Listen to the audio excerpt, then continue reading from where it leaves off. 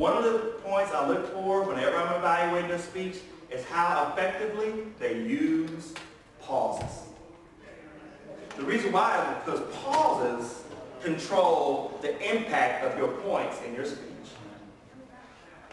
For instance, if you're going to be giving a speech and you say, you should always remain positive, but after that, I went back home, okay, so by the time you give your point and the people are trying to process that, you've already moved on to it and you're stepping on the process. So literally what you need to do is build in pauses. When you look at the impact of a person's speech, look around how they use pauses around to give the points, give them their points. So pauses add impact. So whatever you give, you have a point, have a slight pause before the point, make the point, have a pause after the point.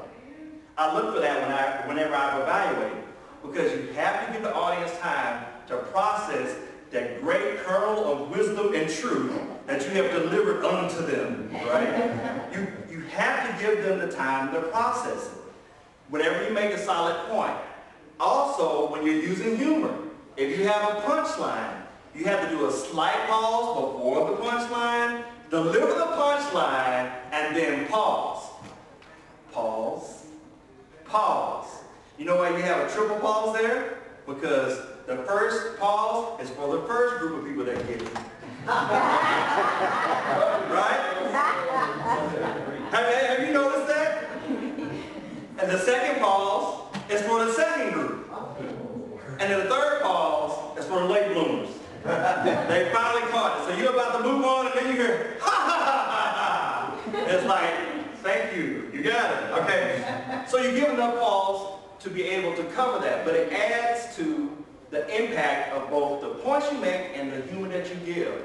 So if you hear someone, if you are evaluating a speech and their points are unclear, one of the ways you make the points clear is that you add literally the device of using a pause.